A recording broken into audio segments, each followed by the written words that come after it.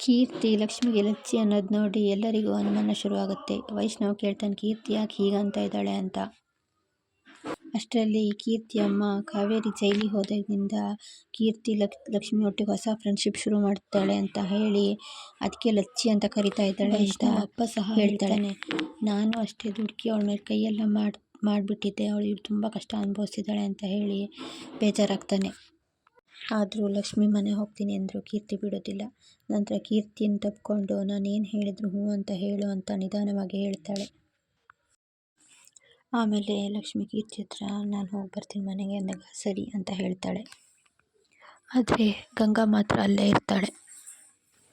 ನನಗೆ ಅದಕ್ಕೋ ಅನುಮಾನ, ಇದು ಕೀರ್ತಿ ಹೌದೋ ಅಲ್ವಾ ಅಂತ ಕೇಳ್ತಾಳೆ. ಆಗ ಕೀರ್ತಿ ಇದ್ದವಳು ನಾನು ಕೀರ್ತಿ ಅಲ್ಲ, ನಿನಗೆ ಯಾರು ಹೇಳಿದ್ದು ನನ್ನ ಕೀರ್ತಿ ಅಂತ, ನಾನು ಗೊಂಬೆ ಅಂತ ಹೇಳ್ತಾಳೆ. ಆಗ ಗಂಗಾ ಶಾಕ್ ಆಗ್ತಾಳೆ. ಈ ಕಡೆ ಜೈಲಲ್ಲಿ ಕಾವೇರಿಗೆ ಜೈಲಿನ ವಸ್ತ್ರ ಕೊಟ್ಟು ಹಾಕೊಳ್ಳೋದಕ್ಕೆ ನಾನು ಯಾರಂತ ಇನ್ನೂ ನಿಮಗೆ ಗೊತ್ತಿಲ್ಲ ಅಂತ ಹೇಳ್ತಾರೆ. ಆಗ ಇನ್ಸ್ಪೆಕ್ಟರ್ ಹೇಳ್ತಾರೆ, ನೀವು ಖೈದಿ, ನಾವಿಲ್ಲೇನು ಹೇಳ್ತೀವಿ ನೀವು ಅದನ್ನು ಮಾಡಬೇಕು ಅಂತ. ಈ ಕಡೆ ಕಾವೇರಿ ಅಮ್ಮ ತುಂಬ ಅಳ್ತಾ ಇರ್ತಾಳೆ, ಯಾಕೆ ನನ್ನ ಮಗಳು ಹೀಗೆ ಮಾಡ್ದು ಅಂತ ಬೇಜಾರು ಮಾಡ್ಕೊಂಡಿರ್ತಾಳೆ. ಅಲ್ಲಿಗೆ ಲಕ್ಷ್ಮಿ ಬಂದಾಗ ವೈಷ್ಣವ್ ಹೇಗಿದ್ದಾನೆ ಅಂತ ವಿಚಾರಿಸ್ತಾ ಇರ್ತಾಳೆ. ಆಗ ಒಂದೇ ಸಲ ಎಲ್ಲರೂ ಕೂಗೋದಕ್ಕೆ ಕೇಳಿ ವೈಷ್ಣವ್ ರೂಮಿಗೆ ಓಡಿ ಹೋಗ್ತಾರೆ.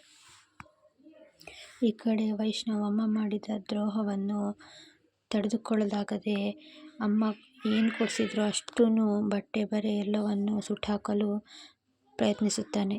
ಹಾಗೆ ಸುಟ್ಟು ಸಹ ಹಾಕ್ತಾನೆ.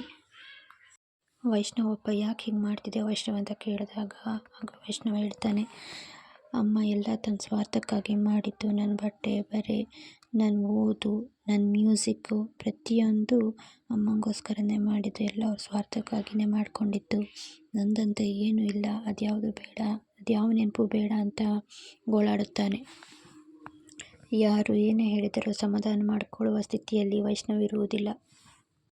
ಆಮೇಲೆ ಅಜ್ಜಿ ಲಕ್ಷ್ಮಿನ ಮತ್ತು ವೈಷ್ಣವ್ ತಂದೆನ ಹೊರಗೆ ಕರೆಯುತ್ತಾರೆ ಮಾತಾಡಬೇಕು ಅಂತ. ಆಗ ಹೇಳುತ್ತಾರೆ ಲಕ್ಷ್ಮಿಗೆ, ಎಲ್ಲ ನಿನ್ನ ಕೈಯಲ್ಲೇ ಇದೆ, ಒಂದು ಒಳ್ಳೇದಾಗಬೇಕಂದ್ರೆ ಒಂದು ಕೆಟ್ಟದ್ದು ಸಹ ಇರುತ್ತೆ, ಎಲ್ಲ ನಿನ್ನ ಕೈಯಲ್ಲಿದೆ, ನೀನೇ ಸರಿ ಮಾಡಬೇಕು ಅಂತ ಹೇಳ್ತಾರೆ.